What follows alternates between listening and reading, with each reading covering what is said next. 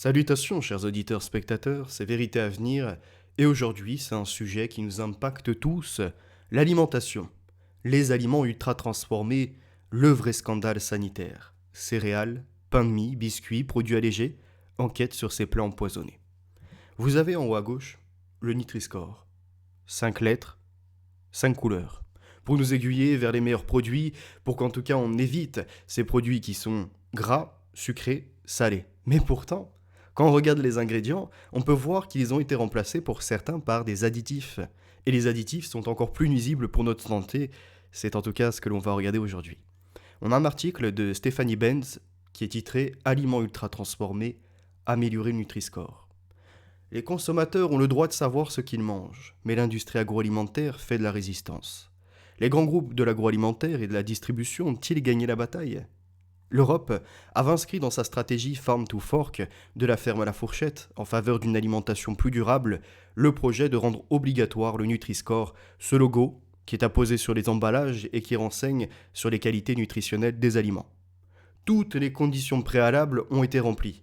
Un rapport de l'Autorité européenne de sécurité des aliments, une consultation publique et un avis scientifique du Joint Research Centre, le centre de recherche commun de l'Union européenne, tous favorables à cette mesure.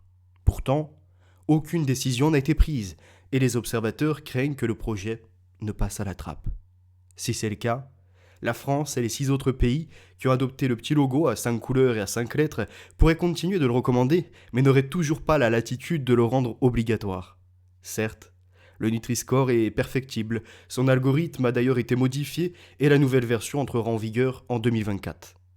Ainsi, diverses aberrations seront corrigées. L'exemple caricatural, mais fréquemment cité, c'est ces céréales chocolatées, pour le petit déjeuner aujourd'hui classé A, comme le muesli, alors qu'elles sont bien plus sucrées et devraient être rétrogradées en C ou en D. Il faudrait pourtant aller beaucoup plus loin, car le logo ne tient pas compte du degré de transformation des aliments. Ainsi, un produit A, car pauvre en gras, pauvre en sucre et en sel, peut-il être ultra transformé et bourré d'additifs ? Au vu des études épidémiologiques concordant sur les effets délétères pour la santé de cette catégorie d'aliments, les nutritionnistes, à l'origine du Nutri-Score, plaident aujourd'hui pour que le logo soit complété par un cadre noir qui signalerait que ces produits sont ultra transformés. Le message, testé auprès des consommateurs, semble être bien compris. Ce serait le minimum, en tout cas pour favoriser un bon niveau d'information sur la qualité réelle de nos aliments. Il faudra, pour cela, qu'une étape importante soit franchie, la mise en place, par des autorités réglementaires, d'une définition officielle de l'ultra-transformation. Et au vu du lobbying mené par l'industrie agroalimentaire ces dernières années contre le Nutri-Score, ces évolutions risquent de mettre du temps à s'imposer. On ne peut que le regretter, car c'est bien notre santé qui est en jeu. Alerte. Les aliments ultra-transformés. Ce nouveau poison. Les études scientifiques se multiplient sur les risques liés à la consommation de certains pains de mie, des biscuits ou encore d'autres plats préparés. Il faut agir. Quand vous aurez fini de lire ce dossier, vous ne regarderez plus les contenus des placards de votre cuisine de la même façon. Après avoir écouté les meilleurs spécialistes des aliments ultra transformés, qui sont mis en acronyme AUT, ok ? Après avoir parcouru des dizaines d'études sur le sujet, nous devons bien l'avouer, à l'Express, nous avons fait un grand ménage dans nos garde-manger et sur nos listes de courses. Parce que, vous allez le voir, ce qu'ont découvert les scientifiques à propos des effets sur la santé de ces aliments, dont on peut d'ailleurs parfois douter qu'ils méritent encore ce nom, a de quoi retourner l'estomac. De quoi parle-t-on ? D'une nourriture dénaturée, composée de matières premières raffinées, fondues, extrudées, hydrolysées, broyées et rendues appétissantes grâce à des ingrédients et des additifs qu'on ne trouverait pas dans nos cuisines, émulsifiants, colorants, arômes, etc. À ce stade, vous les avez sans doute reconnus. Une large part des céréales pour le petit déjeuner, des pains de mie industriels, des brioches, des gâteaux, même les bonbons et autres chips, ou encore des plats préparés, tombent dans cette catégorie. Les aliments ultra transformés ne se résument toutefois pas à tout ce qui sort des usines de l'agroalimentaire. Une partie est simplement transformée et non ultra transformée, ni à la junk food, ce n'est pas uniquement un problème de trop gras, trop sucré, trop salé. Certains n'hésitent plus aujourd'hui à parler de chimie comestible. On n'est plus sur de l'alimentaire qui sort de la terre, on est sur de la chimie comestible. Ça émane de laboratoire. Au total, ces produits représentent en moyenne déjà plus de 30% de nos apports énergétiques. Et près de 60% au Royaume-Uni ou encore aux États-Unis. Nos enfants sont la cible privilégiée des pâtes à tartiner, des grains soufflés et autres barres chocolatées, en avalent certainement encore plus que nous. Pratique, peu cher, vite préparé, encore plus vite mangé, ils semblent pourtant aussi nuire gravement à notre santé. Ces dernières années, les études se sont multipliées, pointant des liens possibles entre leur consommation et différentes pathologies. Obésité, diabète de type 2, affections cardiovasculaires, cancer, maladies inflammatoires de l'intestin, voire même la dépression. Dans le monde anglo-saxon, le grand public a découvert ces ravages au printemps à la faveur de la publication du livre d'un médecin, qui est un lanceur d'alerte, et son livre se nomme Ultra Processed People, qui s'est rapidement hissé en tête des ventes. On verra après qui est l'auteur et qu'est-ce que ce livre raconte. En France, les autorités sanitaires avaient déjà recommandé, dans le dernier programme national Nutrition Santé, de réduire la consommation des AUT. On rappelle, les AUT, ce sont les aliments ultra transformés. Vous verrez ce petit sigle réapparaître un peu partout. Alors, haute ou AUT, comme vous souhaitez, mais c'est pour aliments ultra transformés. Elles veulent désormais en savoir plus. À la demande des ministères de la Santé et de l'Agriculture, l'Agence nationale de la sécurité sanitaire, de l'alimentation, de l'environnement et du travail, ANSES, vient de lancer une expertise collective sur ces denrées. Les résultats sont attendus à la fin de l'année prochaine, mais les spécialistes, eux, sonnent déjà le tocsin, avec le soutien de grandes revues scientifiques. Au début de 2024, The Lancet diffusera une série d'articles sur les aliments ultra transformés, dont une synthèse très complète des données disponibles qui devrait faire date. Donc là, prochainement, on va avoir cette étude qui va sortir. Conservez bien cette information de côté dans votre tête. Qu'on va avoir une étude dans The Lancet qui va dénoncer ces programmes alimentaires, ces laboratoires si vous préférez, ou ces produits ultra transformés, si on peut être plus précis. Ça va être dénoncé parce que ça impacte notre santé. On l'a vu, ça peut entamer bien des problèmes, maladies cardiovasculaires, ça peut entamer également des problèmes de diabète, de dépression et d'autres choses encore. Et ça, à l'époque, on avait, alors je vous l'insère rapidement, on reverra après, Corinne Couget, qui dénonçait ça, qui a été classée par bien des médias ou même par des pseudo-fact-checkers comme complotistes. On en reparlera. Parce qu'aujourd'hui, ça y est, les scientifiques sortent ces informations. Et récemment, on a le British Medical Journal qui a publié un appel de chercheurs internationaux en faveur d'une action politique. Parmi les signataires, on a la française Mathilde Touvier, directrice de l'équipe de recherche en épidémiologie nutritionnelle de l'INSERM. C'est une scientifique influente avec plus de 400 publications à son actif, dont beaucoup donnent des allergies à l'industrie, comme la dernière qui révèle une association entre la consommation d'émulsifiants, des additifs très courants et les maladies cardiovasculaires. Je la cite, « Nous pensons que les preuves aujourd'hui disponibles justifient des mesures de santé publique pour réduire le niveau d'exposition de la population », écrit-elle avec ses collègues. Assez récente, la prise de conscience remonte à 2014, grâce à Carlos Monteiro, un professeur de nutrition brésilien. Ce chercheur a eu l'idée de trier les aliments non pas en fonction de leurs nutriments, par rapport aux protéines, aux glucides, aux graisses, mais selon leur degré de transformation. Par la suite, les experts en épidémiologie nutritionnelle ont repris sa classification pour examiner leurs données avec un œil nouveau. Et notamment l'équipe de Mathilde Touvier, qui est en pointe dans ce domaine. Son équipe est un summum dans ces recherches-là. Et elle dispose en effet, avec la cohorte Nutrinet Santé, d'un suivi de l'alimentation et de la santé de plus de 175 000 Français, un outil unique en son genre. Et qu'est-ce qu'elle rappelle, la chercheuse ? Elle nous dit ceci. C'est pas un phénomène qui vient d'arriver, c'est un phénomène qui est déjà connu depuis quelques années. Elle va nous dire ce qui suit. Je cite. « Dès 2018, nous avons montré une association entre une part plus forte de produits ultra transformés dans le régime alimentaire et un risque accru de cancer. Ensuite, nous avons publié des résultats similaires pour le surpoids et l'obésité et d'autres maladies chroniques, ainsi que pour la mortalité toute cause. » Ça nous montre que ce nouveau type d'alimentation est non seulement néfaste pour notre santé, néfaste également par cette prise de poids, par ce côté du surpoids et de l'obésité, qui va entraîner de facto des gens qui ne se sentent pas bien dans leur corps, qui vont être dans un mal-être, qui vont avoir peut-être une dépression, besoin de consulter, que ce soit des psychiatres ou des psychologues. Ils vont avoir besoin d'un suivi qui va coûter, encore une fois, à l'assurance maladie, qui va coûter en cotisation. Comme ces gens d'ailleurs qui seront en mauvais état de santé, ils vont également développer d'autres problématiques parce qu'on connaît maintenant l'épigénétique.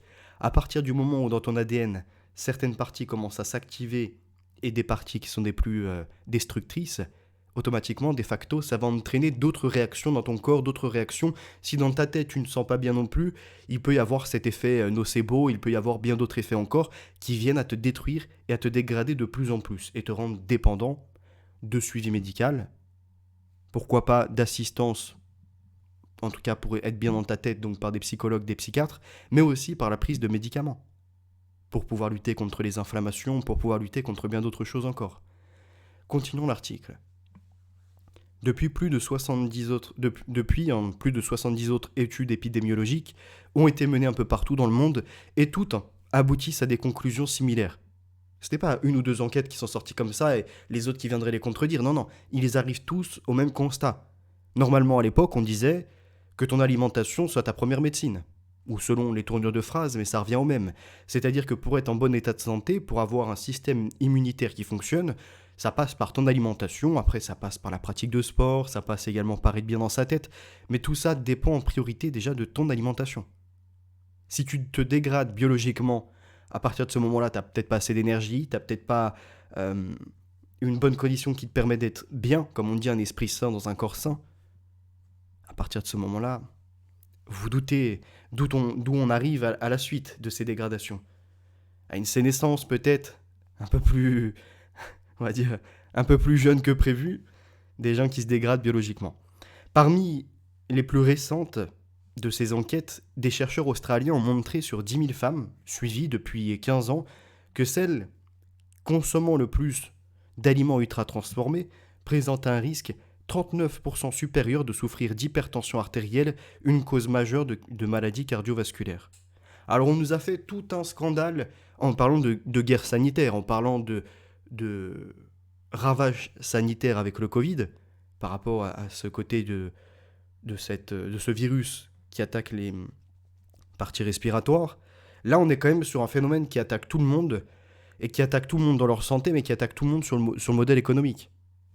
Ça ne me pose pas de problème. Les industriels peuvent continuer à proposer leurs produits qui sont toujours plus factieux. C'est-à-dire qu'il s'éloigne du produit naturel, il est dénaturé, il n'a plus son apport nutritionnel correct. Et il nous change dans notre biologie, il vient nous affecter, nous infecter par là, si je puis dire. Donc après, il est inscrit. Certains disent qu'il s'agit juste de travaux observationnels dont un faible niveau de preuve. Donc c'est pas forcément concluant pour eux. Mais 70 études bien menées et qui vont toutes dans le même sens, c'est quand même très important, a souligné le professeur Montero lors d'un colloque cet été au Collège de France. Certains chercheurs n'hésitent plus aujourd'hui donc à parler de chimie comestible. Ces résultats tiennent bien sûr compte du mode de vie des sujets étudiés entre le tabagisme, l'alcool, l'activité physique et de la quantité nutritionnelle inférieure de ces aliments. Je cite, même en éliminant ces biais potentiels, l'association entre la consommation d'aliments ultra-transformés et les effets sur la santé persiste. Cela suggère bien que d'autres facteurs jouent un rôle, au-delà de la seule teneur en sucre, gras et sel de ces produits, souligne Mathilde Touvier. Certains, pourtant, continuaient d'en douter. En science, la démonstration formelle d'un lien de cause à effet passe d'abord par des essais cliniques dits randomisés, où les participants sont affectés au hasard à un groupe auquel le traitement testé est appliqué.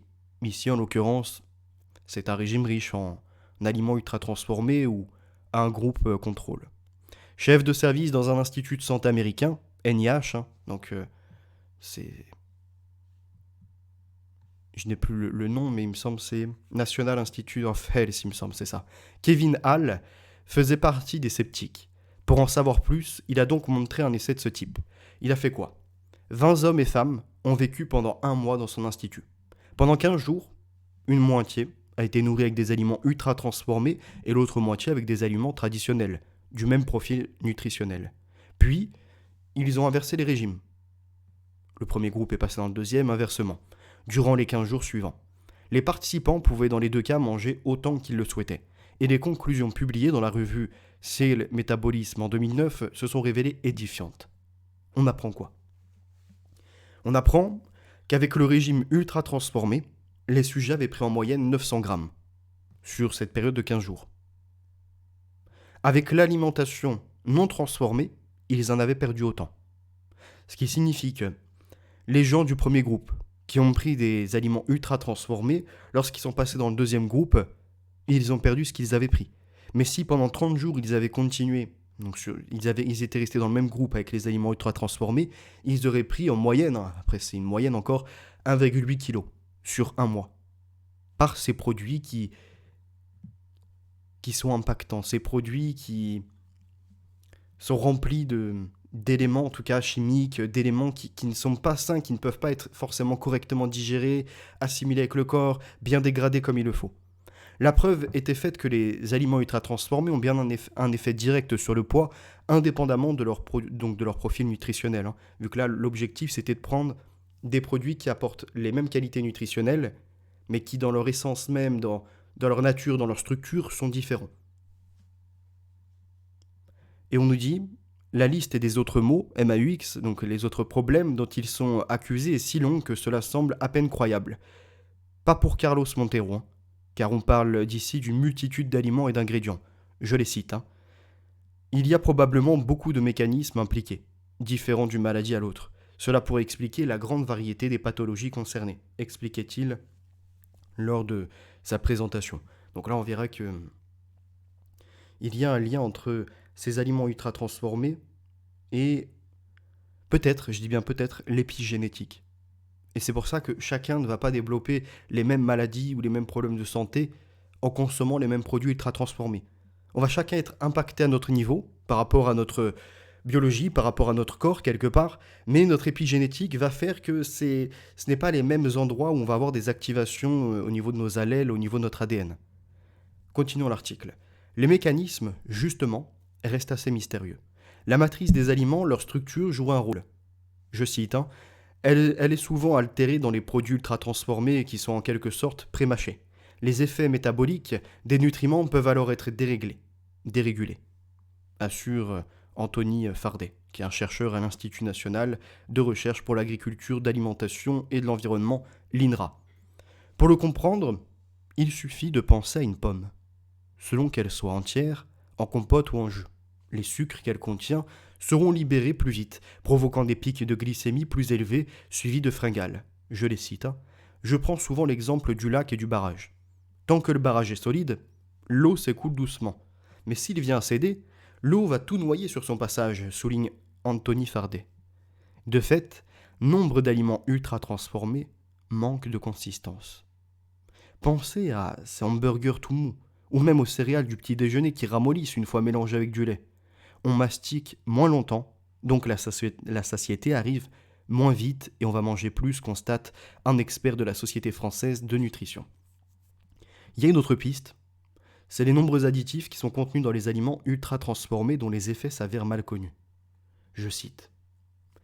Ils ont évalué pour leur impact génotoxique de court terme, mais les tests actuels mesurent mal les conséquences potentielles de long terme, résume Xavier Coumoul, qui est un professeur de biochimie et de toxicologie à l'université Paris-Cité. La réglementation ne prévoit pas, par exemple, de tester les effets des additifs sur le microbiote intestinal. Or, certains semblent bel et bien perturber l'équilibre de notre flore. C'est ce qu'a découvert notamment le scientifique français qui est Benoît Chassingue. Dans ses locaux de l'Institut Cochin, en plein cœur de Paris, il a mis des microbiotes humains en tube. Donc le microbiote humain, c'est notre possibilité, avec les enzymes notamment, de redécouper certaines parties d'aliments, mais aussi le côté des bonnes bactéries. Souvent on entend les bactéries et on pense qu'il n'y a que des mauvaises bactéries. En fait non, il y a des bonnes bactéries qui servent à pouvoir digérer, qui servent à avoir un bon métabolisme, qui permettent encore d'avoir un bon système immunitaire, et ça passe par la flore intestinale. On dit souvent d'ailleurs le microbiote. Je pense que vous en avez déjà entendu parler, avec maintenant des gens qui proposent des probiotiques. Bon, c'est pas toujours efficace, c'est beaucoup de marketing derrière, mais ça peut ramener un développement de la flore intestinale qui peut être impacté, par exemple des gens qui ont été sous traitement antibiotique, ils ont eu leur flore intestinale qui a été impactée parce que certains probiotiques attaquent toutes les bactéries, ou ils vont attaquer une grande partie des bactéries, et à ce moment-là, ils vont même détruire celles qui sont positives pour nous. Ils ne vont pas faire la différence entre celles qui nous attaquaient, qui nous infectaient, et qui venaient à nous engager des gènes, des problèmes, ce genre de choses. Non, ils vont attaquer tout ce qui est dans l'estomac. Et là, donc, il nous est dit que ces produits ultra transformés par ces additifs, eux aussi, ont un effet sur le microbiote intestinal. Et il y en a d'autres qui disent même que notre microbiote est un deuxième cerveau. Vous avez déjà entendu ça, je pense. L'intestin est le deuxième cerveau. Bon, dans ton intestin, tu as le microbiote qui s'y situe. Et le microbiote va agir dans la digestion, va agir également dans ce qui va être du déploiement de l'immunité, du déploiement après de bien d'autres éléments comme c'est le cas d'ailleurs également pour, comment ça s'appelle, le DHA notamment qui est dans le cerveau. Donc là après, il dit de quoi s'affranchir en partie des tests chez les souris et pouvoir cribler de nombreuses molécules. Son équipe s'est d'abord intéressée à une molécule, c'est le carboxyméthylcellulose de sodium, donc le CMC, et le polysorbate 80, P80. Alors c'est vrai que souvent ces termes-là, ça ne nous parle pas forcément, c'est assez complexe à lire, on n'a pas la signification, on ne voit pas à quoi ça ressemble, à quoi ça sert. Bon, il va nous expliquer un peu plus loin, surtout ce que ça engage. Ils ont découvert que ces deux émulsifiants poussent certaines bactéries à traverser la couche de mucus qui tapisse notre intestin et les empêchent normalement d'atteindre la paroi intestinale. Donc c'est des émulsifiants, vous voyez à peu près ce que c'est. Alors attendez, je vous ai mis normalement une photo juste après. Donc là, une mayonnaise sans émulsifiant, à droite, un peu plus liquide et dans une autre composition. Et la mayonnaise avec émulsifiant, où vous avez, ça part en mousse, ça part en tout cas dans quelque chose de stabilisé. Et là, attendez que j'étais ici, la couche de mucus, donc qui tapisse notre intestin, normalement empêche les bactéries, certaines bactéries de passer. Et là, ça ouvre la voie à toutes les bactéries, donc à des infections. Le CMC rend certains germes plus agressifs, le P80 semble lui affaiblir nos bonnes bactéries. Le microbiote, qui cohabite harmonieusement avec son hôte, devient alors pro-inflammatoire, résume Benoît Chassin. Donc après, on a des gènes, on n'est pas bien, et puis bon, à partir de l'inflammation, ça peut engager d'autres dommages pour ce qui est à côté, ou même pour en tout cas notre confort. Donc là, le chercheur a ensuite lancé une petite étude clinique chez l'homme en donnant du CMC. Donc le CMC, on a vu ce que c'est avant, carboxyméthylcellulose de sodium. Donc il en a donné également à 16 volontaires pendant 15 jours. Et voici ce qu'il a inscrit. Nous avons pu observer des altérations de leur microbiote par rapport à un des sujets non traités, rapporte-t-il. Un essai à plus grande échelle a été lancé sur 150 patients souffrant de la maladie de Crohn, une pathologie intestinale. Où là, c'est carrément des gènes, il faut des opérations derrière, etc. Et d'ailleurs, en parlant de microbiote, prochainement, je vais vous partager 2 livres. J'en ai un en papier, il me semble, et un autre que j'ai en numérique. Je vous ferai une lecture et on partira sur ça. Il me semble même en avoir présenté déjà un sur la chaîne, pour vous dire. La moitié suivra un régime avec peu d'émulsifiants, tandis que les autres continueront à se nourrir, normalement. L'objectif, c'est de voir si une modification des habitudes alimentaires pourrait améliorer leurs symptômes. Ces travaux sont cruciaux car de nombreuses affections chroniques comportent une composante inflammatoire et on a des chercheurs qui soupçonnent l'inflammation induite par l'alimentation de s'ajouter à d'autres facteurs de risque. Il y avait déjà peut-être les risques naturels, il y avait les risques également par certains produits, que ce soit des produits d'hygiène, de ménage, etc., qui, comme ça, nous font respirer certaines molécules et qui viennent peut-être des fois enclencher des réactions d'inflammation, des réactions qui peuvent être chimiques. Et là, on a ces produits alimentaires qui font de même, parce qu'ils sont modifiés. Donc, ils se posent la question. Et on nous dit, chez des souris avec des prédispositions génétiques à des maladies inflammatoires de l'intestin, la consommation d'émulsifiants conduit à une hausse du nombre de colites sévères. Chez les rongeurs non prédisposés, ces additifs induisent une légère inflammation, suffisante en tout cas pour entraîner des dérégulations métaboliques, poursuit Benoît Chassin. Alors après, de mon côté, je ne suis pas médecin, je ne suis pas spécialiste dans la biologie, je tente, vous voyez, des fois de faire des petites insertions de ce que j'ai pu lire à droite ou à gauche et de ce que je peux connaître aussi, de mon côté. Mais la dérégulation métabolique, c'est comme si on avait un cycle, quelque part, normalement on est en harmonie avec nous-mêmes, on est en harmonie avec la nature, on a un cycle, et c'est comme se lever, vous voyez, il y a le jour, il y a la nuit, il y a le sommeil, il faut une certaine qualité de sommeil pour pouvoir être en forme et avoir de l'énergie après à reproposer le lendemain, à se mettre à l'action, à se mettre à l'œuvre. Là, c'est pareil, si dans notre intestin, et même dans le reste de notre corps, on a comme ça des éléments qui viennent nous attaquer, automatiquement on va être affaibli.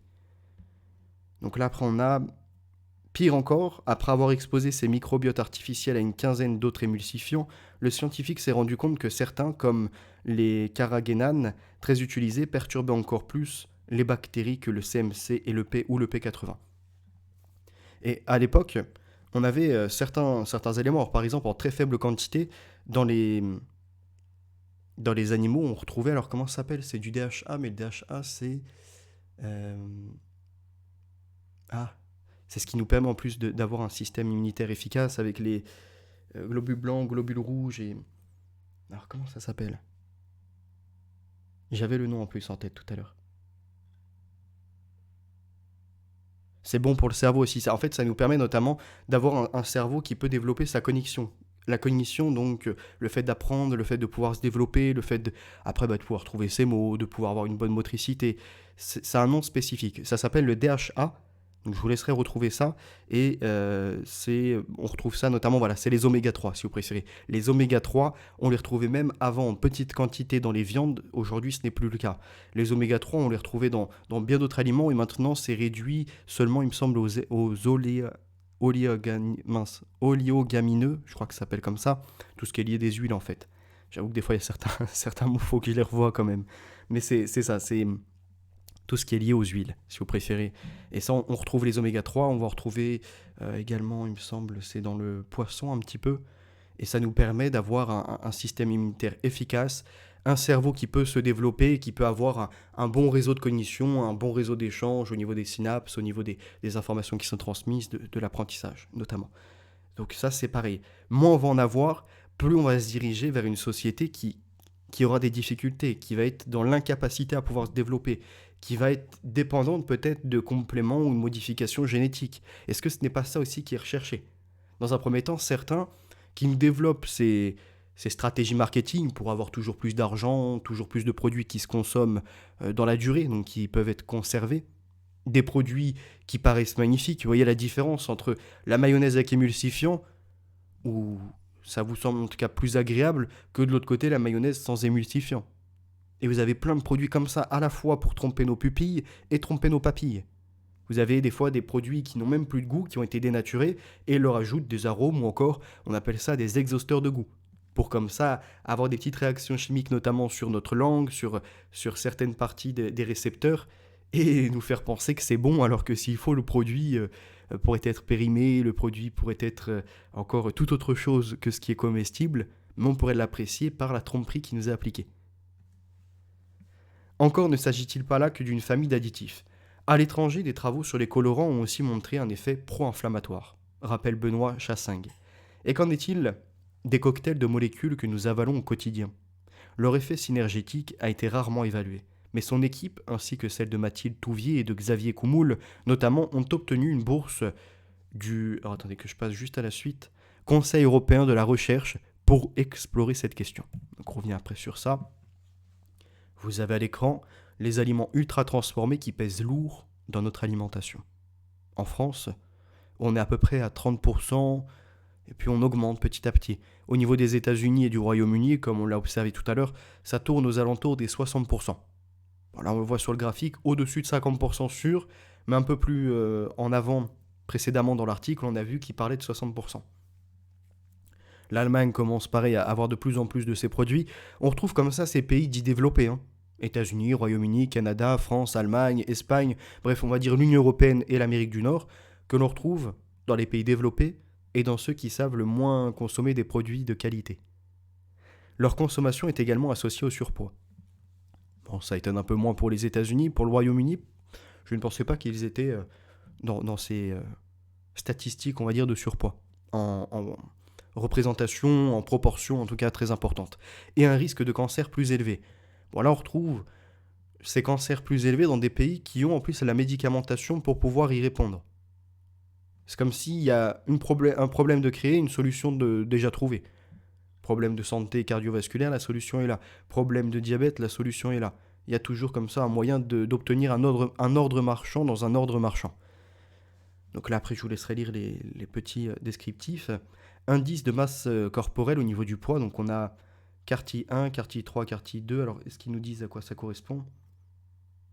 Pas forcément. Donc là, je vous avoue que ça ne va pas forcément me parler. Mais on dit, par contre, que les véganes consomment plus de produits ultra transformés. Donc ces gens soi-disant qui consomment mieux, pas de viande, parce que c'est sacrifier des animaux, parce que également avoir des élevages d'animaux, ça pollue la nature, ça pollue, etc. Ça détruit la nature aussi. Ces gens-là consomment des produits qui détruisent la nature même, vu qu'ils se détruisent eux-mêmes par ces produits ultra transformés. Indice de cancer, donc là on voit l'indice de cancer qui augmente. Dans nos supermarchés, certains rayons sont de plus en plus concernés par l'ultra transformation. On voit au niveau des soupes, des biscuits, des plats préparés, et puis le pain de mie, on a 91% de produits ultra transformés. Le pain de mie, il faut éviter. Préférez les biscottes à la place ou ce genre de choses. Et encore, regardez la composition des produits. Toujours sur la base des données tirées de la cohorte Nutrinet Santé, des groupes d'ingrédients, le plus souvent consommés ensemble, ont été identifiés et ces mélanges sont en train d'être testés dans son laboratoire, mais aussi dans celui du biochimiste et toxicologue, qui se nomme Xavier Coumoul, où leur potentiel cancérogène est évalué sur les cellules humaines. Sur peut-être des cellules, on appelle ça des lignées cellulaires, peut-être qui sont produites en laboratoire pour pouvoir faire des tests dessus. Les chercheurs envisagent aussi d'autres pistes. Et là, par exemple, l'apparition de composés néoformés lors des processus de transformation, furane, AP, acrylamide, dont la toxicité est connue, ou la migration des contaminations, au niveau de contaminants, même des emballages, vers les aliments à la faveur de durées de conservation plus longues. On l'a vu ça. Il y a certains emballages, des fois, qui utilisent des encres ou qui utilisent encore du plastique ou d'autres produits qui vont petit à petit traverser la protection pour se retrouver dans le produit. Et on l'a vu même avec l'eau. L'eau en bouteille, si elle reste trop longtemps en bouteille et qu'en plus elle est exposée au soleil, vous avez ces microparticules ou pour des fois des nanoparticules de plastique qui se retrouvent dans l'alimentation. Et d'ailleurs, en parlant de nanoparticules, il y a un livre qui s'appelle Le Nanomonde, ou Les Nanomondes, je ne sais plus, de Dorothée Brauweiss. Je l'ai chez moi, je vous le présenterai aussi. Et ça, c'est un livre qui avait été écrit, il me semble, dans les années 2000. Ça date, hein, mais elle avait déjà averti sur certaines thématiques. Elle parlait aussi des nouveaux matériaux, de ce genre de choses. Alors, qu'est-ce qu'il nous a dit après ? Il nous a dit qu'il y a une étude américaine qui a ainsi montré que la consommation d'aliments ultra-transformés était associée à des taux plus élevés dans les urines de phtalates, des perturbateurs endocriniens présents dans certains plastiques.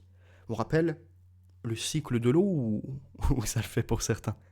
On prend dans la rivière, on l'injecte dans le réseau on traite un peu pour enlever certaines impuretés, puis les gens vont la consommer, donc les gens notamment vont aller aux toilettes, cette eau-là va se retrouver dans des centres de traitement, puis est remise dans les rivières, ou des fois remise dans le réseau, mais généralement elle est remise dans les rivières. Ce qui veut dire qu'il restera des nanoparticules de tous les médicaments dont on peut entendre, mais des nanoparticules aussi, notamment de phtalates, des perturbateurs endocriniens, qui vont se retrouver à force comme ça de ces cycles incessants, de ces cycles qui sont toujours plus importants, dans notre alimentation. Déjà, ça peut revenir un moment dans l'eau, dans notre consommation, mais ça peut aussi se retrouver dans l'alimentation. Au niveau des terres, au niveau également de certains animaux qui vont consommer ce genre de choses. Ces travaux n'en sont qu'à leur début. Mais faut-il vraiment attendre leurs conclusions pour protéger la population alors que de nombreuses études épidémiologiques présentent des résultats concordants ?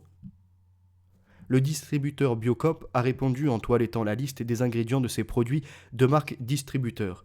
Un exercice délicat et voici ce que constate Emmanuel Joy, qui est chargé de recherche et développement ingrédients et spécifications pour le groupe. Elle nous dit ce qui suit. Je cite. Dans certains cas, cela se traduit par un surcoût ou par des dates limites de consommation plus courtes ou par une modification de l'aspect du produit. Ça signifie que certains vont utiliser des perturbateurs endocriniens, des additifs qui peuvent nous engager des cancers, des maladies, etc., parce que le produit est plus beau, donc plus vendable, Parce que le produit peut se consommer plus longtemps, donc par là, il peut rester plus longtemps en réserve, donc il n'y a pas une panique au niveau des prix, comme vous le voyez dans les magasins lorsque ça arrive en date de péremption ou date limite de consommation. Que font-ils? Ils les mettent au rabais pour pas perdre. Donc là, si maintenant vous avez une chaîne qui est toujours plus réduite, les magasins ne pourraient pas faire autant de profit, et les industriels par là également. Et puis, enfin, elle a dit au niveau du surcoût, parce que du coup, peut-être que ça prend plus de temps à travailler certains produits, qu'il faudrait prendre plus de précautions pour pouvoir les transformer, pas les ultra transformer, au moins les transformer, ça nécessiterait peut-être plus de précautions. La suite, c'est que l'Association nationale des industries alimentaires et de la Fédération du commerce et de la distribution se montrent, eux, d'une discrétion de violette et renvoient la balle entre entreprises. Au niveau des entreprises, tiens, c'est eux qui sont coupables, etc. Eux, ils ne font rien. Preuve de sensibilité de la question, les industriels comme les distributeurs sollicités par l'Express ont tous refusé de s'exprimer. Alors après, on a un autre article, toujours dans l'Express. Tambouille, dans les cuisines des industriels. Cracking, modification chimique, haute pression, plongée dans les coulisses de la gastronomie à la chaîne. Bien sûr, il y a des étiquettes au dos. Ces listes d'ingrédients, dont la plupart n'évoquent rien, et les tableaux nutritionnels, qui compilent les apports pour l'organisme, mais rien nulle part sur le savoir-faire, les procédés, les recettes. S'il y a un secret que l'industrie de l'agroalimentaire garde jalousement, c'est bien ce qu'il se passe dans ces cuisines, ces salles opaques, sans commis ni coup de feu, où des machines transforment des denrées alimentaires. Pour produire par millions des denrées à bas coût, identiques, qui restent moelleuses, juteuses, fondantes malgré des semaines à dormir dans les rayons des supermarchés, les industriels ont leur astuce que peu acceptent de révéler. À la manière d'un exploit pétrolier, ils craquent les matières premières, blé, maïs, lait, séparent leurs composants, modifient leur forme et leur nature, jusqu'à changer leur structure moléculaire. Des procédés donc intenses à grande échelle, et Didier Majou, directeur d'un réseau d'instituts techniques, parle plutôt de, je cite, « laboratoire de chimie alimentaire ». Je le cite à nouveau. D'un grain de maïs, on sort plus de 300 produits différents. C'est de l'industrie lourde qui demande des investissements et du savoir-faire. Il y a peu d'acteurs sur le marché. Parmi les produits les plus transformés figure l'amidon, issu du maïs, du blé, de la pomme de terre ou des pois. En farine ou en fécule, il permet d'épaissir, de gélifier. Voilà le secret de toutes les bonnes sauces artisanales. Mais son effet dure peu. Pour éviter que les sauces ne se séparent et pour accélérer leur préparation, les industriels ont une technique. Et leur technique, c'est quoi?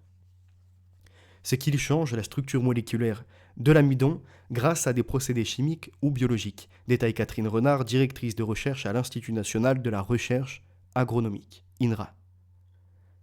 Cela donne cet amidon modifié que l'on retrouve dans de nombreux aliments. Un business où la France est le leader. Une douzaine de modifications d'amidon sont autorisées, la plupart obtenues par macérat dans les bains d'acide. Ces liquides corrosifs, parfois inflammables, rongent les liaisons entre les molécules. L'amidon acétylé a ainsi été plongé dans de l'acide acétique. Cela le dote d'une plus grande capacité d'absorption. Et si on fait ensuite couler de l'acide adipique, présent dans les betteraves et aussi dans l'industrie du nylon, il se transforme en adipate de diamidon, acétylé. Et il gonfle moins. Bon, il y a des termes, encore une fois, je vous le dis, ça ne parle pas forcément, il y en a qui peuvent décrocher, alors ne décrochez pas. Restez connectés plutôt pour comprendre de quoi il est question.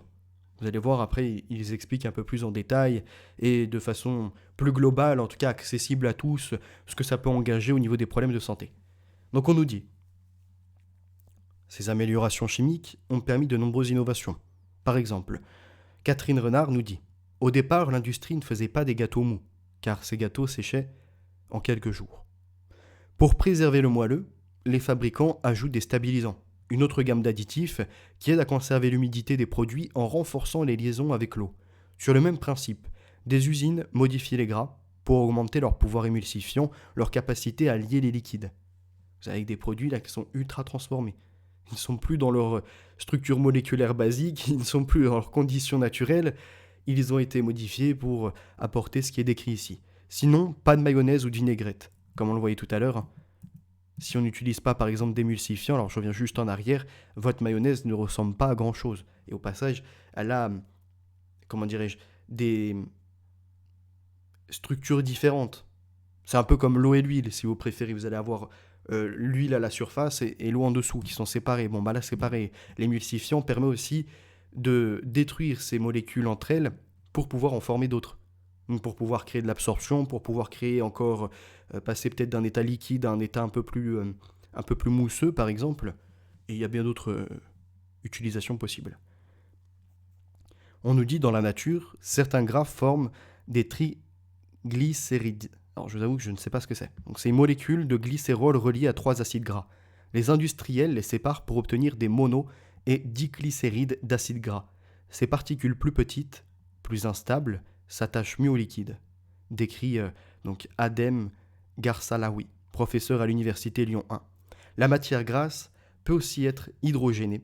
On injecte alors de l'hydrogène hydrogéné.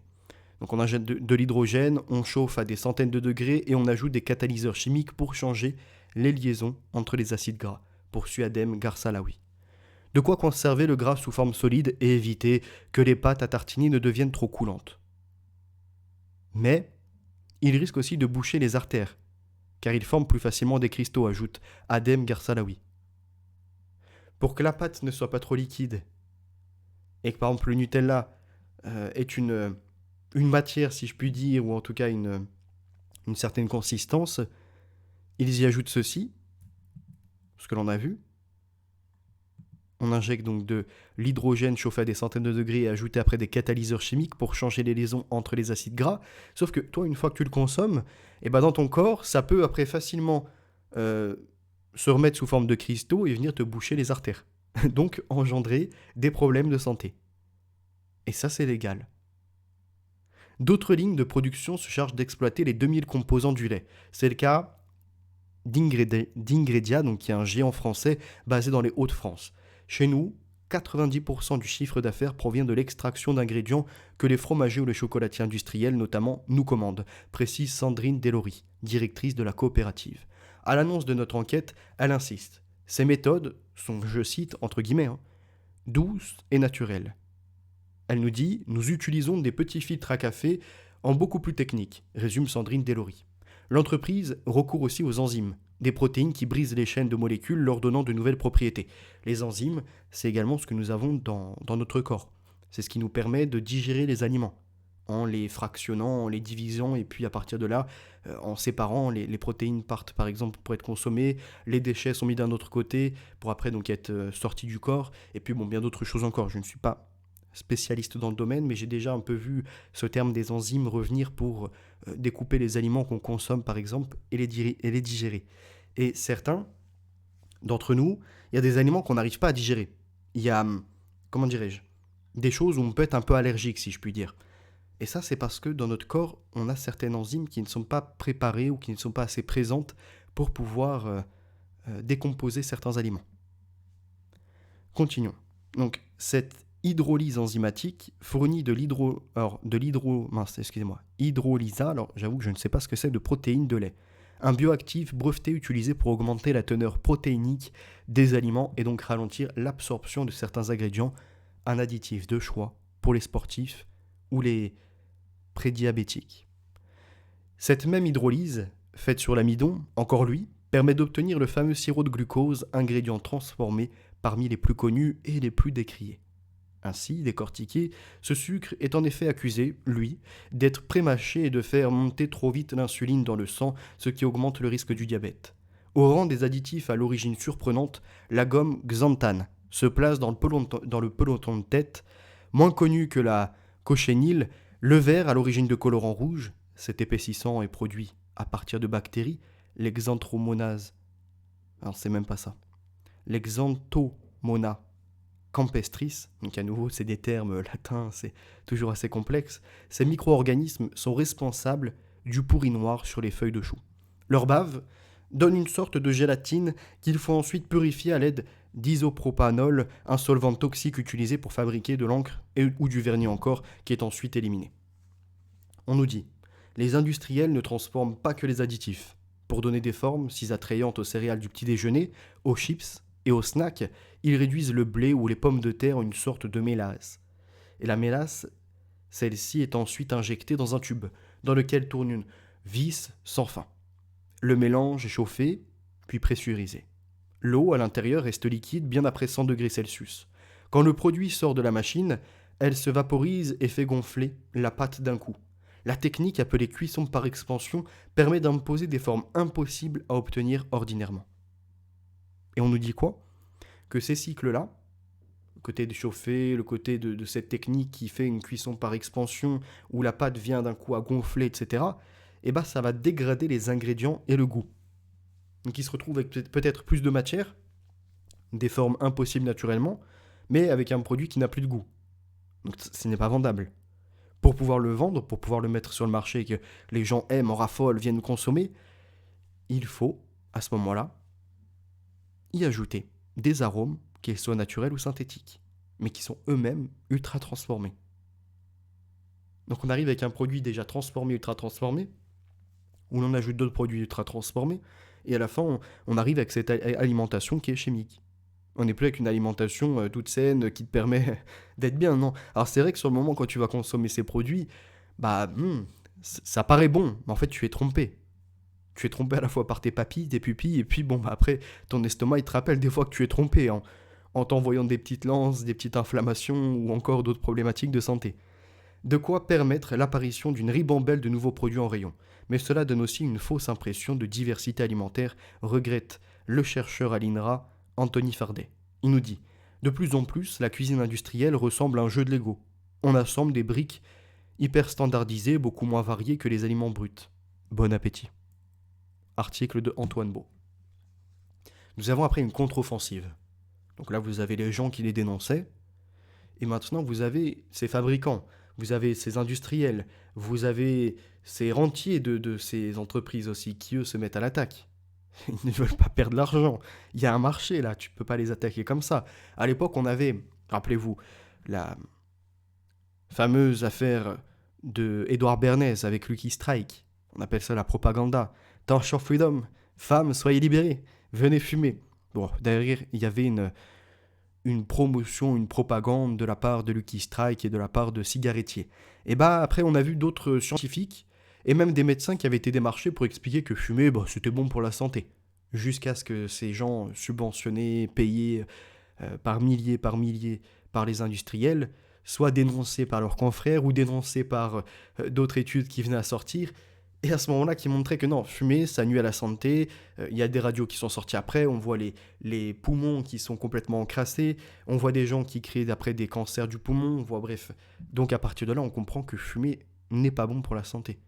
Parce que dans les cigarettes se trouvent des tas de produits qui ont été ajoutés, parce que on n'est pas seulement sur la plante pour le tabac, on est sur après d'autres additifs, d'autres éléments qui ont été ajoutés, et à la fin on se retrouve à fumer du goudron, on se retrouve à fumer de la merde, pour vulgariser la chose. Là, la fabrique du doute, elle est également effectuée sur l'agroalimentaire. Comme avant eux les cigarettiers, les groupes de l'agroalimentaire cherchent à décrédibiliser les chercheurs indépendants, et donc les recherches indépendantes. Ce jeudi 22 septembre 2022, on a des députés et sénateurs qui tiennent une audition sur les impacts des aliments ultra-transformés. Un récent rapport parlementaire préconise de taxer ces denrées et ils veulent en savoir plus sur les données qui les justifient. Donc qui justifierait ce côté de la taxation. On a Anthony Fardet, puis Mathilde Touvier, dont on a déjà entendu parler précédemment, qui déroulent donc leur connaissance sur les potentiels effets délétères de ces produits ultra-transformés. Employés par des organismes publics, ces deux scientifiques ont publié de nombreuses études dans les grandes revues, signe de la qualité de leurs travaux. Arrive ensuite Véronique Braisco, une chercheuse devenue consultante pour l'industrie agroalimentaire. Pour elle, les résultats présentés par ses confrères, je la cite, s'appuient sur une classification trop peu rigoureuse, qui ne garantit pas une exploitation très solide d'un lien entre les aliments ultra transformés et la santé. Circuler, il n'y a rien à voir. C'est à peu près ça. Au cours de leur débat, la classification NOVA, utilisée pour répartir les aliments en 4 catégories, de peu à ultra transformés, c'est sur elle que repose la majorité des études épidémiologiques menées ces dernières années. Si elle s'avérait inopérante, toutes les données accumulées seraient remises en question. Cerise sur le bol de Coco Pops, tout risque de la voir utilisé pour informer les consommateurs avec un logo spécifique sur les emballages ou pour instaurer une taxe, se trouverait écarté. Un brin technique, la discussion n'en est donc pas moins cruciale. À l'appui de la démonstration, Véronique Braisco cite ses propres travaux, et notamment une publication de 2022. Pour cet article, 177, entre guillemets, un spécialiste en nutrition, devait ranger une centaine d'aliments dans les 4 catégories de la classification Nova, qui part de peu à ultra transformés. Un quart des produits a été classé de façon très variable selon les participants. Cela montre que la définition de ces catégories manque de précision, résume-t-elle. Mais quelle valeur accorder à une étude menée avec des contributeurs anonymes, recrutés par le biais d'appels auprès d'organismes de recherche, mais aussi de l'Association nationale des industries alimentaires, ANIA, le lobby de l'agroalimentaire? S'y ajoute la proximité de l'auteur principal avec les entreprises clientes de son cabinet conseil. Cette femme, dont on a le nom juste avant, Véronique Braisco, tente de défendre l'ajout d'additifs dans les aliments et surtout ne veut en aucun cas qu'il y ait de la transparence. Elle ne veut pas qu'il y ait des étiquettes qui apparaissent, puisque ses clients de l'agroalimentaire font en sorte que ça reste opaque et que les gens ne puissent pas encore prendre conscience que là ça vient nuire à leur santé, que plus ils vont en consommer, plus ils vont se détruire, plus ils vont en consommer, plus ils vont être impactés dans leur santé. Donc là on nous dit, cette femme-là en question nous explique, je la cite, J'ai un conflit d'intérêts évident, mais cela n'empêche pas la rigueur scientifique. D'ailleurs, 3 de mes co-auteurs étaient des universitaires, se défend Madame Braisco. Sauf que voilà, parmi ces 3 universitaires, on en a 2 qui présentaient toutefois des liens avec l'industrie ou la grande distribution, et d'ailleurs des liens qui n'avaient pas été mentionnés pour l'une des chercheuses. Par ailleurs, 2 autres auteurs étaient aussi consultants pour l'agroalimentaire. Enfin, l'étude a été en partie financée par un organisme cofondé par l'ANIA, qui est donc le lobby agroalimentaire. Et je les cite, en tout cas je cite Mélissa Mialon, professeure adjointe au Trinity College de Dublin et coordinatrice du réseau Gouvernance, éthique et conflit d'intérêts en santé publique, qui nous dit « C'est assez classique. Comme les gouvernements ne sont pas encore saisis de la question des ultra-transformés, on voit des tentatives d'étouffer la science pour que rien ne soit mis en place au niveau politique. » En 2018, la chercheuse Mélissa Mialon a donc travaillé au Brésil auprès de Carlos Monteiro, l'inventeur de la classification Nova. À l'époque déjà, une poignée de scientifiques à travers le monde discutaient avec virulence de la pertinence de Nova. Je cite. En tout cas, Mélissa Mialon qui nous résume la situation. Elle nous dit « Nous avons mené une revue de leurs publications et de leur financement. 90% présentaient des liens d'intérêt avec l'agroalimentaire. 90% des gens qui nous expliquent qu'il n'y a pas de sujet, circuler, vos quelque part classifications de peu à ultra transformés ne sont pas tout à fait correctes, certains spécialistes peuvent comme ça mélanger des produits ou les mettre dans des catégories un peu différentes. 90% de ces gens qui tentent de nous faire taire pour pas qu'on s'intéresse à notre santé, à l'alimentation, à tous ces réseaux-là, ont en fait un lien d'intérêt avec l'agroalimentaire. Depuis, rien n'a changé. En début d'année, l'association Food Drink Europe, principal lobby européen du secteur, a produit un argumentaire soulignant, je cite, les limitations du concept d'ultra-transformation et les faiblesses de Nova.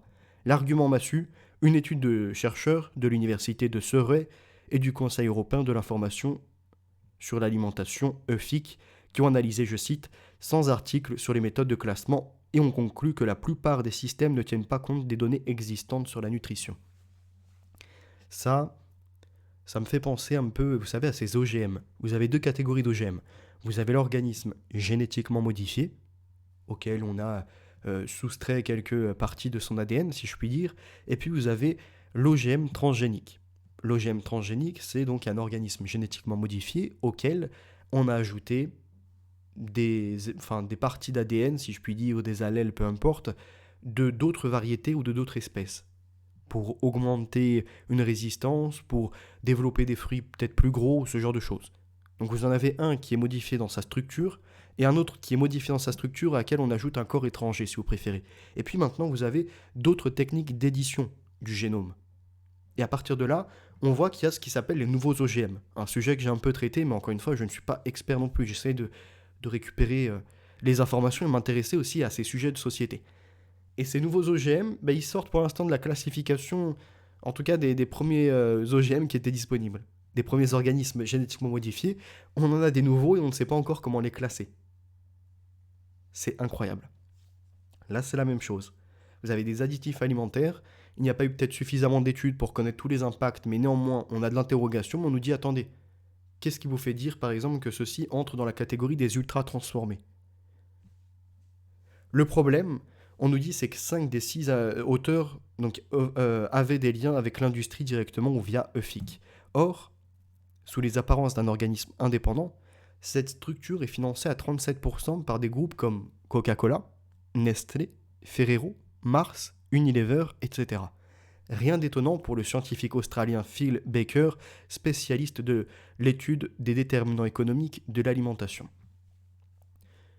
Je le cite, Les industriels de l'agroalimentaire cherchent à fabriquer du doute, comme avant eux les cigarettiers. Ils subventionnent des structures et des chercheurs en apparence indépendants qui vont reprendre leurs arguments. Je voudrais rajouter juste autre chose. Si maintenant on voit qu'il y a des études qui sortent, qui nous font comprendre que ça peut engager de la dépression, de l'obésité, des problèmes cardiovasculaires, des cancers et tout ce qui s'ensuit.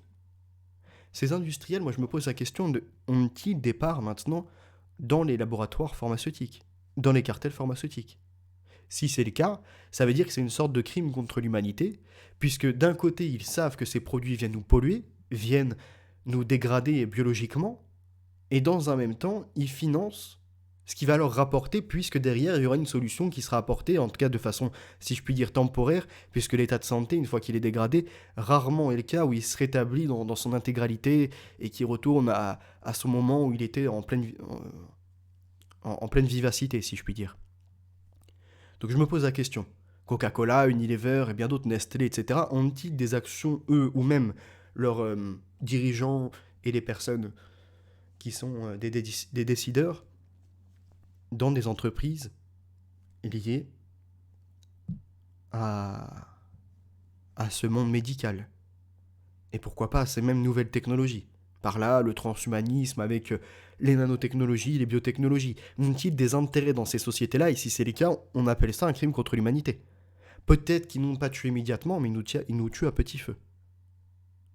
Et ils font en sorte qu'en plus, on n'ait pas notre consentement. Parce que le consentement libre et éclairé, pour qu'il soit éclairé, qu'il soit libre, c'est autre chose. Quand tu es dans un magasin, tu es libre de consommer ce que tu veux. Sauf quand d'un coup, tu te retrouves face à des marques qui sont toutes différentes, mais qui appartiennent au même groupe, et qui ont les mêmes procédés. Et qui ont les mêmes produits intérieurement, les mêmes ingrédients. Mais il y a autre chose. Pour être éclairé, tu as besoin de savoir ce qu'il y a dans le produit. Tu as besoin de connaître ses ingrédients, sa composante, sa consistance également. Donc tu es obligé d'avoir un descriptif. Et certains ne connaissent pas. Ils voient quelque chose, ils voient additif, ils voient maintenant même des fois c'est marqué quand il y a des nanoparticules. Ça c'est marqué aussi. Mais à l'arrière, en tout petit. Et on ne sait pas à quoi ça correspond. Donc oui, mettre une réglementation avec une inscription, ce produit contient ça et ça dès le début devant le produit, permettrait après peut-être de développer un site et de nous dire en quoi ça nous impacte. Est-ce que ça entraîne de l'hyperactivité? Est-ce que ça peut te boucher les artères? Est-ce que ça peut... Et à partir de là, déjà, les gens, peut-être, je dis bien peut-être, changeraient leur mode de consommation. Et ça, on avait notamment à l'époque Corinne Couget, qui avait travaillé à nous alerter sur certains additifs. Là, par exemple, l'aspartame, c'est dangereux, on va en reparler après. Et nous avons de l'autre côté des soi-disant fact-checkers, donc des gens qui sont subventionnés par des associations, qui ont pignon sur rue par les médias qui leur donnent comme ça le micro, qui leur tendent le micro et qui leur font des articles pour dire qu'il y a les méchants complotistes, les extrêmes ou ce que vous voulez, et sur leur plateforme, je pense notamment à Rudi Reichstadt, ils font des notices pour nous dire Corinne Couget, complotiste. Lui qui se questionne sur la santé, complotiste. L'autre qui vous dénonce un crime, une guerre silencieuse contre l'humanité, complotiste. Attendez, vous dites complotiste, mais vous ne démontrez pas le contraire. J'ai l'impression, par exemple, d'avoir haute fave sur la transfusion sanguine de sang de jeunes vers des fous transhumanistes, des délirants anciens, qui refusent la dégradation, qui refusent la sénescence, qui refusent l'ordre naturel des choses, qui à un moment, tu nais, t'es dans ta jeunesse, tu es dans ton dynamisme, et puis plus tu vieillis, plus tu t'affaiblis. C'est normal, c'est la nature. Mais refuser la nature. Ils sont dans le monde artificiel. Et là, ils nous plongent dans le monde artificiel, comme je vous l'ai dit dans la précédente vidéo, sur les comportements, sur l'identité où ils nous font effacer ceci, mais également sur le climat. Le climat, on passe de on ne peut pas faire la pluie et le beau temps à ces apprentis sorciers qui, eux, maintenant, font la géo-ingénierie, changent le climat de façon artificielle, à ces aliments toujours plus dénaturés par les pesticides, herbicides, par les engrais qui sont utilisés, par les OGM. Et maintenant, en plus de ça, ils passent après en laboratoire et ils sont ultra transformés pour y ajouter des additifs, pour y ajouter des exhausteurs de goût et tout ce que vous voulez. Et une fois que ça arrive à notre assiette, c'est fini. On arrive à se dégrader. On est carrément attaqué. De toutes parts. Alors, c'est pas, oh, il y a une petite élite qui a le plein pouvoir et qui a d'un coup tout manigancé. Non, non.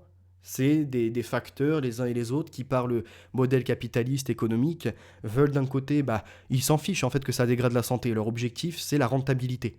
Produire plus, pour vendre plus, donc pour apporter plus. Donc eux, ils ne sont pas dans une idée d'un petit complot secret. Non, ils nous impactent. Par là, ils voient, comme ils sont à fond dans l'argent, s'ils peuvent maintenant investir dans d'autres recherches, comme je le disais tout à l'heure, dans les biotechnologies, les nanotechnologies, ce qui va modifier le vivant, et si derrière, il peut y avoir une manne financière, ils vont investir dedans. C'est pas qu'ils se sont rencontrés en petite corporation, en groupe, et ils se sont dit, allez, à partir de maintenant, on sait qu'il y a ça en science, on va faire en sorte que tous les marchés soient inondés, puis après on va leur vendre la solution. Non. Ils ont d'abord travaillé dans un premier temps à ça, puis ils se sont rendus compte que, avec la répercussion, ils pouvaient derrière faire d'autres billets, d'autres argent, et puis il y en a d'autres qui ont des intentions encore bien moins inavouables. Bon. Des choses qui ne doivent pas sortir dans le public. Des gens qui ne sont pas du monothéisme, qui sont peut-être de d'autres religions, de d'autres courants, et qui ont en tout cas un intérêt à ce que l'humain soit malléable. Donc au besoin, s'ils peuvent le transformer, le couper de la filiation jusqu'à son début, jusqu'au créateur, etc., ils le feront. Ils rééditeront le livre de vie. Et on le voit avec l'Human Genome Project, on le voit avec bien d'autres encore programmes comme ça qui veulent nous rééditer. On a de plus en plus le wokisme qui veut rééditer notre histoire. On a ces gens qui nous attaquent dans ce que nous sommes au niveau de la patrie, dans notre personnalité lorsqu'on s'affirme « Ouais, t'es un petit peu trop extrême. Ouais, non, là, tu dépasses les bornes, etc. » Bref, on nous interdit d'être qui nous sommes. On a ce piratage, cette ingénierie sociale qui est effectuée, on le voit par les programmes de marketing, par les programmes de propagande, par bien d'autres secteurs encore, qu'ils soient politiques, économiques, d'entreprise ou encore au niveau des écoles par l'idéologie wokiste, gauchiste. C'est un ensemble. Ce n'est donc pas forcément les mêmes acteurs qui comme ça nous attaquent sur tous les mêmes plans.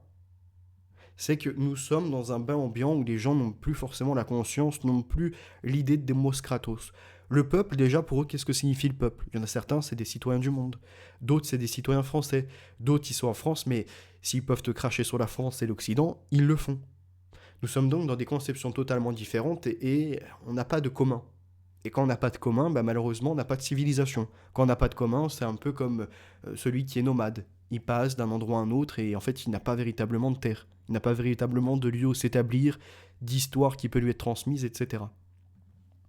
Revenons maintenant à cet article. Mais c'est juste pour étayer un peu plus mes propos sur ce qui est du domaine agroalimentaire, mais sur bien d'autres choses encore. Sur qui nous sommes. Notre origine. Où allons-nous maintenant ? Qui sommes-nous finalement dans cette société où énormément, c'est quoi, c'est le divertissement qui les anime et après ? Ils sont vides de sens en fait, ils vivent dans un monde artificiel.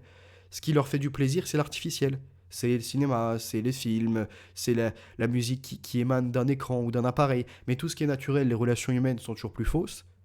Sur leur goût, ils se calquent un peu sur les autres parce que faut pas être différent du groupe, il faut rester dans l'expérience de ASCH, il faut être dans le conformisme, il faut être dans le conditionnement aussi, quelque part. C'est-à-dire que dès que quelqu'un sort du lot, il y a comme ça ce réflexe pavlovien, la cloche qui sonne, leur assiette est vidée, mais ils te montrent les crocs et ils bavent. Comme si elle était pleine, ils bavent encore. Parce qu'ils sont conditionnés. Et ils sont conditionnés, par exemple, lorsque quelqu'un sort comme ça de leur sentier, qui les interroge ou qui vient partager une opinion, une analyse, à lui dire « toi », il ne veut pas t'entendre. Le premier mot qui vient, c'est complotiste. Puis le deuxième mot, c'est extrême droite. Et puis l'autre mot, en fait, ce sont comme ça des concepts qui leur ont été mis dans la tête, qui doivent immédiatement réagir lorsque les cloches, donc lorsque des propos différents à ce qu'ils peuvent apprécier, arrivent. Et là, on appelle ça du fascisme. Interdire la pensée de l'autre. Et pourquoi pas y aller avec de la violence pour lui fermer sa bouche. Donc le fascisme, il a existé de droite, on ne peut pas se nier. Et il y a toujours des gens qui sont dans une idée de fascisme à droite. Mais le fascisme, comme il s'applique aujourd'hui, est plutôt de gauche. Que ce soit par les mouvements LGBT qui veulent imposer leur système, absolument, tu n'as même pas le droit de dire faites ce que vous voulez, mais dans ma conception, naturellement, l'homme et la femme. Un enfant, ça vient par un parent, donc un père, et par un autre parent, une mère. Deux parents. C'est pas papa qui ont un enfant. Ça n'existe pas dans la nature. Ça existe aujourd'hui parce que la technique, l'artificiel le permet. Les mamans ou mamans toutes seules comme ça qui ont des enfants par la PMA, qui est encore une fois un terme complètement erroné, procréation médicalement assistée, pour deux femmes ou une femme seule. La nature ne le permet pas, donc on ne peut pas dire que c'est un terme médical. C'est dénaturer les mots, dénaturer notre personnalité, supprimer notre possibilité de penser, et puis aujourd'hui nous impacter, y compris sur la santé, en tant qu'affaire, pour le renouveau. Puisque quand les gens sont tous affaiblis, ils n'hésiteront pas une seule seconde à aller vers ce qui peut les améliorer. Et il faut savoir que on est dans la transmission d'hérédité. Donc si par exemple tes parents ont comme ça dans leur ADN, au niveau de l'épigénétique, des activations par rapport à ces aliments ultra transformés, par rapport au climat, les perturbateurs endocriniens, tout ce que vous voulez, qui viennent les impacter dans leur ADN, eux quand ils ont un enfant, l'enfant lui il récupère tous ces impacts dans son ADN. Et si lui-même apprend vient le dégrader, imaginez dans une génération, 2 générations, 3 générations, ce qu'il en sera. On arrivera à une société où on sera face à des individus qui ont déjà beaucoup moins de lexique que par le passé, qui ont des grandes problématiques pour la concentration, qui seront peut-être trop dans l'hyperactivité, qui n'arriveront pas comme ça à avoir de l'attention dans le temps, à être concentrés pour pouvoir apprendre, pour pouvoir se développer, qui vont avoir des problèmes de santé, donc obligés d'être sous médicamentation. Ces gens-là n'auront même plus les conceptions de ce que c'est le consentement et accepteront immédiatement une modification qui leur sera proposée, au meilleur des mondes. Peut-être même jusqu'à arriver, alors après j'extrapole la chose, je vais plus loin dans les représentations, mais au meilleur des mondes et par là à l'ectogenèse. Puisque les hommes et les hommes ne peuvent plus se reproduire comme ça naturellement, ça arrive à une telle faiblesse et à des êtres pas anormaux, parce que ce n'est pas le bon terme, mais à des êtres qui sont toujours plus fragiles, qui ont toujours plus de problèmes de santé, obligatoirement il faudra passer par les laboratoires pour avoir des enfants en bonne santé. Donc il faudra passer par la marchandisation des hommes et des femmes, par ces cellules qui seront en laboratoire et qui seront retravaillées par des tests, ce qu'on appelle aujourd'hui des dépistages préimplantatoires et des dépistages prénatals, et qui iront plus loin. Parce qu'on vous dira, c'est pas seulement de tester l'embryon. Si demain, maintenant, on peut lui amener de meilleures conditions au niveau de la machine, parce que les humains, ils sont dans des consommations qui sont toujours moins favorables au développement. Par exemple, je ne vais pas rentrer dans les détails, mais par rapport à la glande de la thyroïde, qui est impactée par que ce soit les produits ménagers, que ce soit les produits de consommation, que ce soit la pollution atmosphérique. Et cette glande de la thyroïde qui permet le développement du bébé, qui permet le développement de son cerveau notamment. Mais bref, je vais arrêter là. C'est juste pour vous dire que il faut faire attention et il faut savoir se reconcentrer sur ce qui est élémentaire. Les pieds sur terre pour l'humilité, la tête quelque part pour les ambitions, pour être guidé pourquoi pas pour certains près du Créateur, mais surtout dans une bonne conscience de son environnement. Comprendre l'environnement pour pouvoir agir en conséquence ou non. Et agir en conséquence ou non, c'est quitte à mettre plus d'argent dans l'alimentation pour manger des produits biologiques, il faut rester sur ces produits-là. Et c'est quand même incroyable qu'aujourd'hui, un produit biologique coûte plus cher qu'un produit ultra transformé où vous y ajoutez des tas d'entreprises qui passent, qui vont ajouter tel additif, qui vont le chauffer à telle température pour pouvoir lui donner une autre forme, etc. Comment se fait-il que toutes ces transformations qui sont apportées au produit, donc il y a énormément d'acteurs qui viennent s'ajouter, ça coûte moins cher que ton produit naturel? Il y a un problème dans l'ordre du monde là, il y a un problème dans les choses. Regardons la suite. Exemple caricatural selon cet expert, la British Nutrition Foundation, un organisme britannique à but non lucratif, pourvoyeur de conseils alimentaires à destination du grand public. En avril, ces experts ont publié une prise de position sur les aliments ultra transformés. Outre les limitations de Nova, ils soulignent la possibilité que les recommandations relatives au gras, au sucre et au sel suffisent à prévenir les éventuels effets adverses des aliments ultra transformés. Les auteurs s'inquiétaient aussi des conséquences du discours négatif sur la transformation alimentaire qui pourrait culpabiliser les citoyens en manque de temps pour cuisiner ou d'argent pour acheter des produits de meilleure qualité. Alors, je marque une autre pause. J'insère quelque chose. Par le passé, c'est pas la femme à la cuisine, hein, ce n'est pas ce que je dis. Mais par le passé, un salaire pouvait servir à nourrir un foyer. Et même des fois à partir en vacances, à acheter un bien ou acheter carrément une voiture pour pouvoir avoir un transport personnel. Et aujourd'hui, 2 salaires des fois n'arrivent même plus à subvenir aux besoins. On a donc organisé soi-disant la libération de la femme qui à nouveau, après la torture freedom et là l'asservissement par le travail, pour créer déjà plus de concurrence sur le domaine, sur le marché du travail, ne pas augmenter les salaires et surtout faire que les gens aient moins de temps à se consacrer pour eux, pour leur santé, pour leur famille, pour l'éducation des mômes, pour faire à manger. Et après, c'est vrai que c'est une histoire de choix aussi, puisque certains, mais ils sont dans le divertissement. Donc au lieu de prendre une demi-heure à 1 heure le soir pour cuisiner, ils rentrent du travail. Première chose qu'ils font, c'est télé. Ils l'allument et ils se posent dans le canapé. Pour les autres, c'est prendre TikTok, scroller, faire défiler leur vie. Ils font défiler leur vie. Ah, tiens, cette vie-là, elle est belle. Puis en plus, ils envient le faux. Parce que des vidéos qui durent 30 secondes ou même des vidéos qui durent 10 minutes, ce n'est pas représentatif de la réalité, de ce que la personne a vécu dans sa journée, de ce qui se déroule, de si elle est véritablement dans le bonheur ou non, ou si elle t'affiche uniquement un sourire par marketing pour que tu restes et que tu apprécies ce qu'elle te montre, ce qu'elle veut te montrer en plus.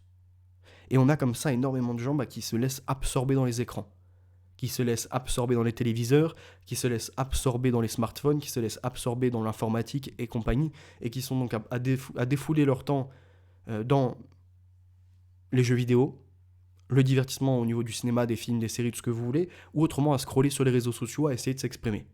Mais ils ne prennent plus le temps de créer leur propre alimentation, leur propre vie, de vivre. Ils sont seulement dans le ressenti, ils tentent de ressentir ce que les autres vivent.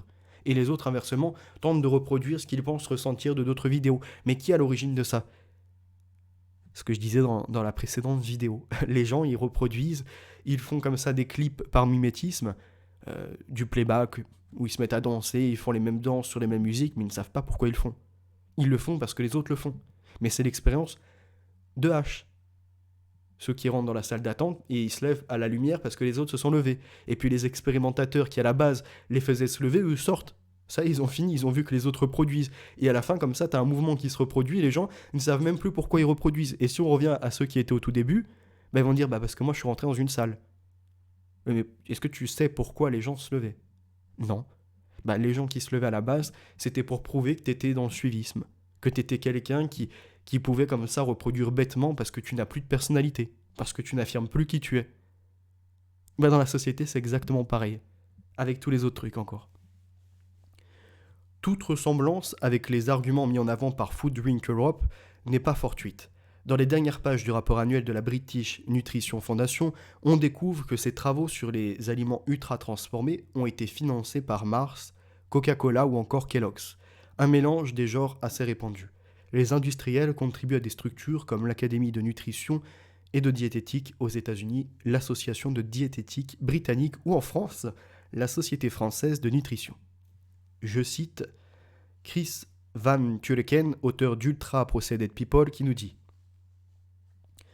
personne ne pense que Philip Morris devrait financer les médecins qui produisent de la recherche sur les effets du tabac. Alors pourquoi en irait-il de même ? Pourquoi en irait-il autrement ? À chaque fois, je ne sais pas pourquoi je veux toujours dire pourquoi en irait-il de même. C'est pourquoi en irait-il autrement en matière de nutrition ? La question se pose d'autant plus que l'origine du financement de la recherche n'est pas neutre sur les résultats publiés. En 2020, une étude parue dans PLOS One avait montré que 86% des articles impliquant un financement direct ou indirect de l'industrie présentaient des résultats favorables aux intérêts des groupes, une proportion qui tombe à 20% quand les chercheurs travaillent en toute indépendance. Donc, article au passage de SB. On a l'entretien, puis il ne nous reste pas grand-chose après. Chris Van Tulleken, qui nous dit « c'est la cause première de l'obésité ».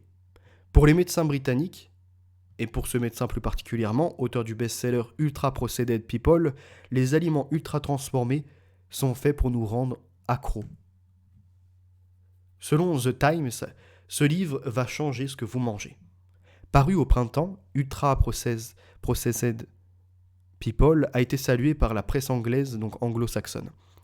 Il a lancé un vrai débat sur les aliments ultra transformés qui représentent près de 60% du régime alimentaire moyen aux États-Unis et au Royaume-Uni.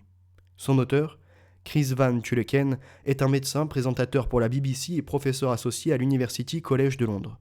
Avec pédagogie, il retrace l'histoire des transformations alimentaires et assure, études scientifiques à l'appui, que bien plus que le gras, le sucre ou l'activité physique, ces aliments ultra transformés sont les principaux responsables d'une montée de l'obésité et des maladies chroniques dans les pays occidentaux. Le journaliste lui pose la question qui suit. Comment reconnaître de façon simple des aliments ultra transformés ? Chris Van Tulleken nous répond: si c'est enveloppé de plastique et qu'il y a un seul ingrédient que vous ne trouvez pas dans une cuisine traditionnelle, tel un émulsifiant ou un édulcorant artificiel, alors c'est un aliment ultra transformé. Pour faire court, c'est aussi ce qui est associé à une alimentation américaine. Par ailleurs, tout aliment qui, sur son packaging, met en avant des bienfaits pour la santé est probablement un aliment ultra transformé. Vous pouvez avoir les inscriptions comme riche en fibres, allégé, riche en protéines, améliore votre système immunitaire. Tout ça, dès que vous le voyez, vous devez vous dire attention. Et il continue, il nous dit, vous remarquerez qu'il n'y a aucune revendication de ce genre sur les fromages traditionnels, les brocolis ou encore les tomates.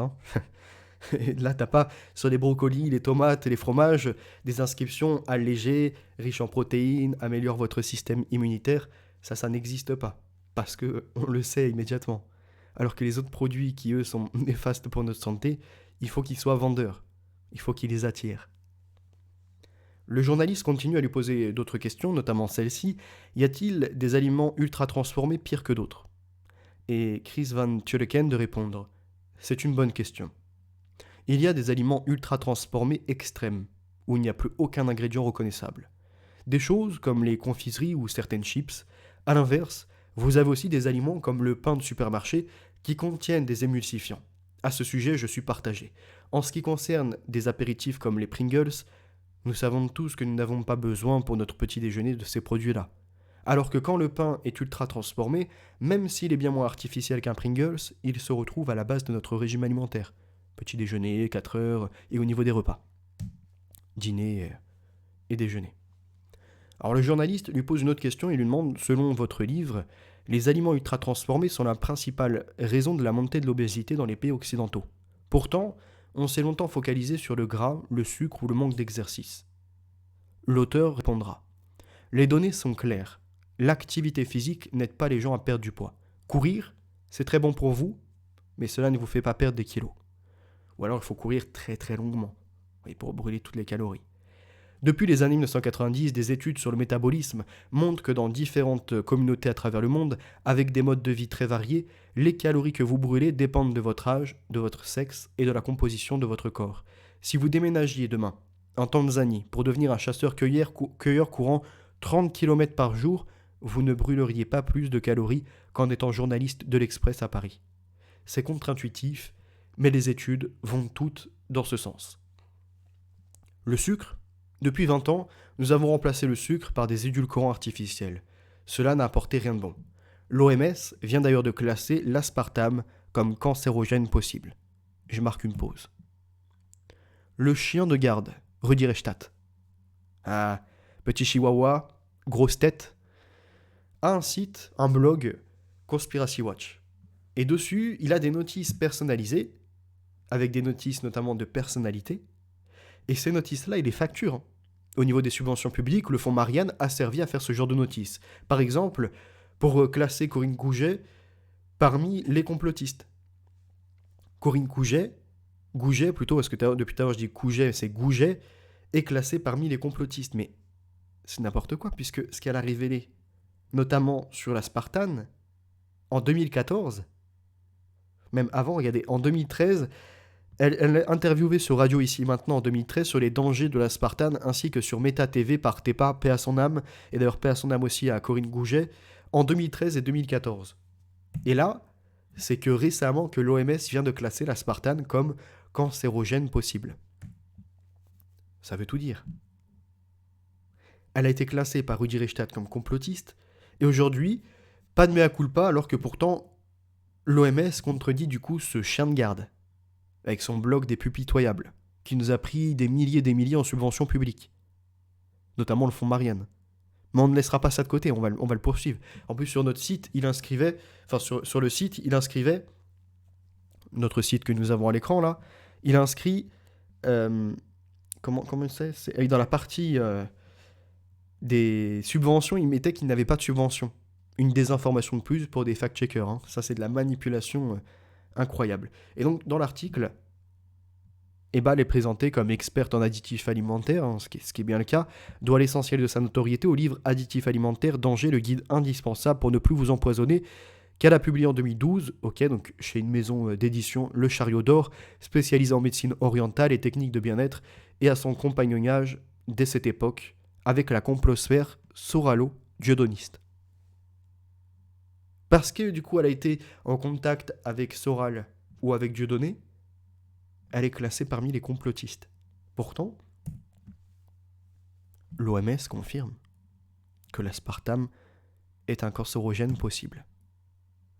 Et là, on a des alertes sur les additifs alimentaires depuis tout à l'heure dans l'article de l'Express par des scientifiques, par des spécialistes, exactement ce qu'elle décrivait à l'époque.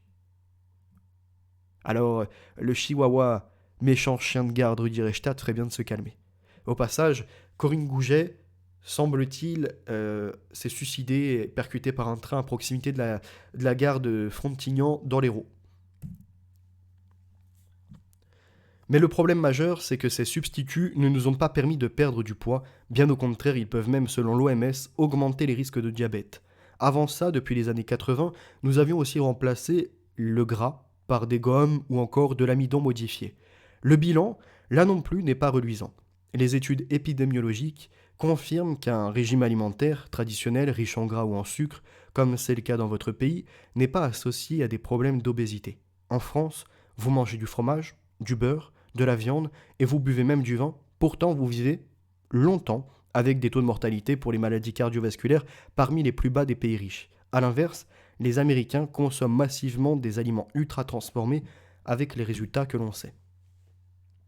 Donc méchant chien de garde Rudi Reichstadt ferait bien de se calmer. D'autres questions arrivent. Quelles sont les autres conséquences des aliments ultra transformés pour notre santé ? L'auteur va répondre. Les mauvais régimes alimentaires ont remplacé le tabac comme première cause des morts prématurées. De nombreuses données suggèrent que les aliments ultra transformés augmentent les risques de cancer, mais aussi de maladies métaboliques et de maladies mentales.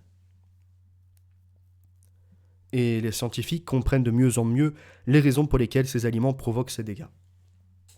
Nous, Britanniques et Américains, avons les pires régimes alimentaires de la planète, sauf que nous les exportons dans le monde entier. Alors le journaliste posera, il me semble, c'est la dernière question. Vous expliquez que nos gènes, fruits d'une longue évolution, ne sont pas adaptés à ce nouvel écosystème de l'alimentation qui fait tout pour nous pousser à la consommation. En Europe du Nord, nous avons de la nourriture abondante depuis longtemps. Mais la plupart des habitants n'ont pas pris beaucoup de poids en mangeant des aliments naturels. Le problème, c'est que les aliments ultra transformés sont conçus pour contourner ces mécanismes d'autorégulation et de satiété, donc pour hacker nos cerveaux. Comme la publicité veut nous hacker pour nous faire consommer, nous créer des besoins. Là c'est pareil. Sauf que là ce n'est plus seulement créer un besoin d'un produit, mais créer un besoin de le surconsommer. Tout est fait pour qu'il soit difficile de s'arrêter quand on consomme ces aliments. Car si vous voulez gagner de l'argent dans un environnement où tout le monde dispose d'assez de nourriture, il faut rendre vos produits les plus addictifs possibles. Les aliments ultra transformés ont ainsi souvent des textures douces et facilement digestibles, ce qui fait qu'on n'a pas à les mâcher, qu'on les consomme donc rapidement et que notre corps ne nous signale pas quand il faut s'arrêter. Ils sont aussi secs, ce qui signifie qu'ils sont très denses en calories, là où les fruits ou les légumes ont beaucoup d'eau. Les émulsifiants semblent favoriser la prise de poids en enflammant du coup l'intestin et en modifiant le microbiome. Les édulcorants non nutritifs sont aussi liés à une prise de poids. Les habiles mélanges de saveurs, sucrées, salées, amertume, grâce à des acides, tout comme les exhausteurs de goût, favorisent également la consommation excessive. Il faut bien avoir conscience que ces produits ne datent pas d'hier. Les Pringles ont par exemple été inventés dans les années 1960. Les formules ont donc tellement été perfectionnées que tous les aspects, de la forme à la texture, sont voués à un seul objectif, que le consommateur ne puisse pas s'arrêter. Même la taille de l'emballage, en forme de tube, a été soigneusement conçue par par Procter et Gamble, donc l'ancien propriétaire de la marque Pringles, pour qu'on ne puisse pas extraire ces chips une par une, mais au contraire, pour qu'on doive donc les déballer en entier. Si vous appréciez mon travail, aujourd'hui je tente de diversifier les sources. Présentation de livres, ça ne plaît pas toujours à certains. Présentation d'articles de journaux. Je continue à faire des analyses. Je continue également à partager des phénomènes d'actualité. Plus je dénonce de temps en temps les imposteurs intellectuels en bonus, si vous appréciez mon travail, je demande une seule forme de soutien. Vous m'avez vu depuis des années, je ne demande pas d'argent. Seulement de vous abonner, d'activer la cloche de notification, et l'autre soutien, c'est sous les vidéos de cliquer sur partager, de créer des posts sur Facebook, sur Twitter, ou encore de prendre l'URL et de l'envoyer par mail, ou par WhatsApp, ou par ce que vous voulez, afin de me donner de la visibilité. Il y a juste un truc que je vais rajouter, oui, à une certaine période, quand j'étais jeune, j'avais mis un Tipeee en place, mais je n'en ai jamais fait la promotion. Voilà. Ça sera tout pour moi. N'oubliez pas, la vérité est l'avenir, les valeurs sont ancrées et la victoire est assurée. À très bientôt, c'était Vérité à venir.